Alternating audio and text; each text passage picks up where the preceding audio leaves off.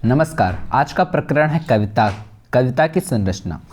कविता हिंदी पद्य विधा की एक महत्वपूर्ण अंग है जिसको पाठक द्वारा किसी भावना, तथ्य या कल्पना की कलात्मक रूप से भाषा द्वारा अभिव्यक्त किया जाता है। उसे काव्य, कविता या पद्य कहा जाता है।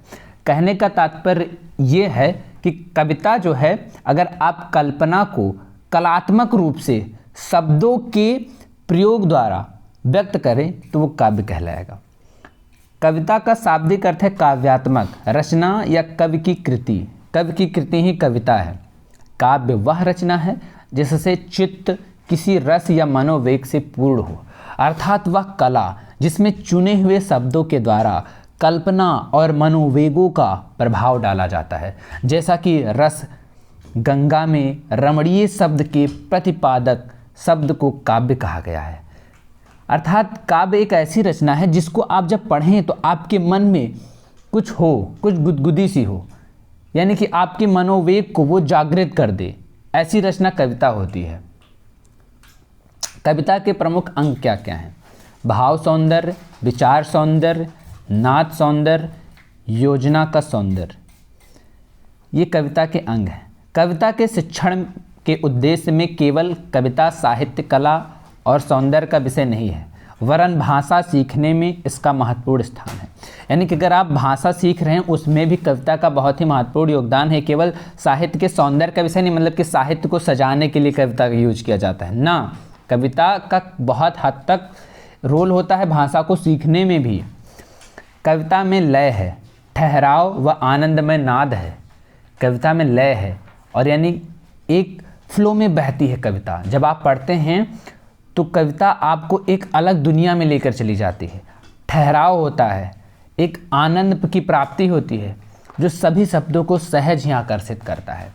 जैसे कनक कनकते सौगुनी, मादकता अधिकाय, या पावे बोरा या खावे बोरा। तो आप जब इन शब्दों को पढ़ते हैं तो आप एक लय के साथ बहते हैं।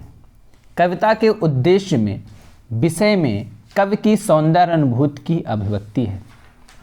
यानी कविता एक प्रकार, जिस प्रकार को दुल्हन को सजाया जाता है ना, उसी प्रकार से कविता भी सजाने का एक माध्यम है, साहित्य को सजाने का माध्यम है, साहित्य का श्रृंगार है कविता।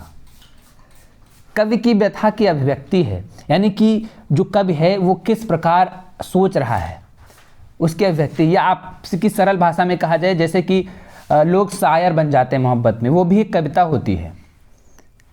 तो यानी कि आपके मनोदशा की जो है उसको आप व्यक्त करें, वही कविता होती है।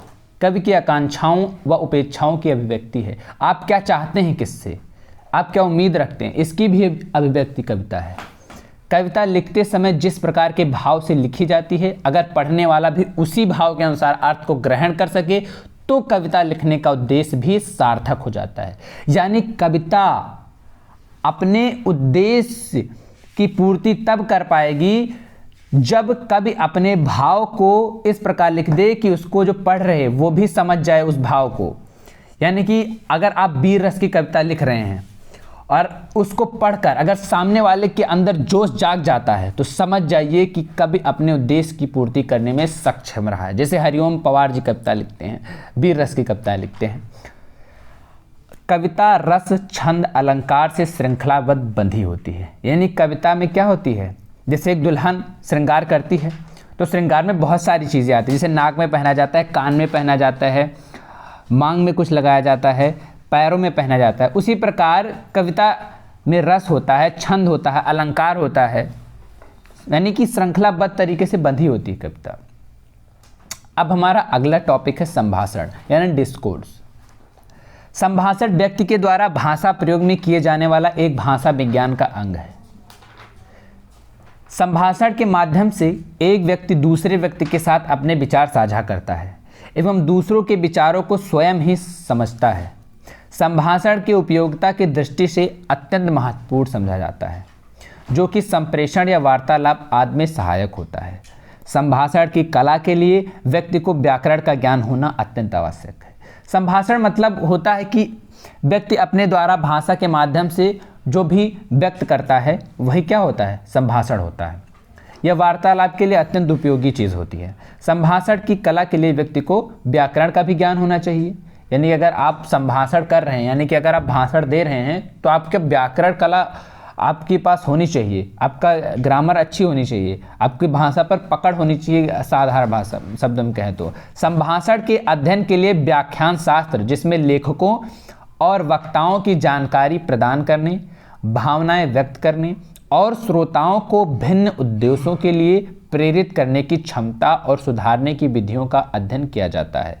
यानी कि आप किस तरीके से व्याख्या करते हैं, आप अपनी भावनाओं को कैसे व्यक्त करते हैं और श्रोताओं को अपने उद्देश्यों को कैसे सुना पाते हैं, ये क्षमता होनी चाहिए आप संभाषण कर रहे हैं तो। मुख्यतः संभाषण दो प्रकार के होते हैं, पहला मौखिक ओरल, दूसरा रिटन लिखित। मौखिक संभाषण वह प्रक्रिया है जिसमें व्यक्ति किसी लिखित प्रकार को ना कर मौखिक रूप से अपने विचारों का आदान प्रदान अपने शब्दों के द्वारा करता है। जैसे कोई नेता है, वो खड़ा होकर भाषण दे रहा है, जैसे मोदी भाषण दे रहे हैं मित्रों, तो समझ लियो क्या है, वो मौखिक संभाषण है। मौखिक संभाषण के अंतर्गत क्लासरूम में, सभा में, संगोष्ठी में व्याख्यान इत्यादि दिए जाते हैं। जैसे आप क्लासरूम में आपके मास्टर जो आपको पकाते हैं वो भी क्या है, संभाषण। आप पूछेंगे कि मैं क्या कर रहा हूँ, मैं भी मौखिक संभाषण कर रहा हूँ, कितनी फनी बात थी ये। मौखिक संभाषण के लिए शब्दकोश अत्यधिक महत्वपूर्ण स्थान रखता है। मौखिक संभाषण के अंतर्गत व्यक्ति जन समूह के साथ अपने विचारों के माध्यम से संपर्क था। यानी कि अगर आपके पास मौखिक संभाषण करने की कला है तो आप क्या कर सकते हैं, अपने विचारों को व्यक्त कर सकते हैं, जन समूह में अपनी भावनाओं को पहुंचा सकते हैं। मौखिक संभाषण का सबसे महत्वपूर्ण लाभ यह है कि यह व्यक्ति के समझ की पराकाष्ठा को प्रतिबिंबित करता है।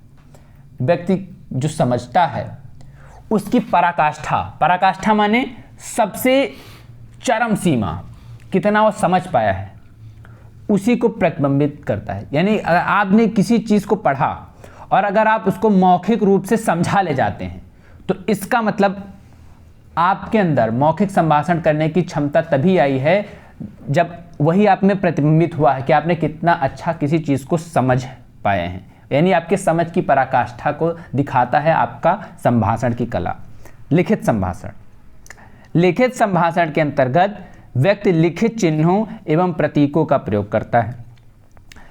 लिखित संभाषण के अंतर्गत संदेश को ईमेल, पत्र, डायरी, रिपोर्ट, मेमो आदि के माध्यम से सूचनाओं का आदान प्रदान किया जाता है। बहुत ही सिंपल चीज़ है, आप ये आसानी से समझ सकते हैं कि जैसे हम ये नोट्स पढ़ रहे हैं तो ये नोट्स भी क्या है, एक प्रकार का लिखित संभाषण है। आप किसी को प्रेम पत्र भेजते हैं, क्या है, ये भी एक लिखित संभाषण है। आप रोज डायरी लिखते हैं अपनी दैनंदिनी, डायरी की हिंदी दैनंदिनी होती है। दैनंदिनी में जो आप दैनिक दिनचर्या अपने लिखते हैं कि आज हम क्या क्या करेंगे, आपने गोल निर्धारित करते हैं, वो क्या है, लिखित संभाषण है। लिखित संभाषण के अंतर्गत व्यक्ति के धन व समय दोनों की बचत होती है। यानी आपका धन भी बचता है और आपका समय दोनों बचता है, क्योंकि आप मान लीजिए कोई काम करने जा रहे हैं, मौखिक रूप से संभाषण देने जा रहे हैं, संगोष्ठी की आयोजित करने जा रहे हैं, तो आपको उसके लिए बड़ा टाइम लगेगा, आपको वहाँ पर मौजूद होना पड़ेगा। लेकिन लिखित संभाषण के लिए आपको वहाँ मौजूद होना आवश्यक नहीं है, आसानी के साथ आप प्रेषित कर सकते हैं। लिखित संभाषण में स्कूल, कार्यस्थल और प्रतिदिन होने वाली क्रिया में इसका प्रयोग किया जाता है। यानी जितने भी आधिकारिक काम होते हैं वो लिखित संभाषण के माध्यम से ही होते हैं। धन्यवाद।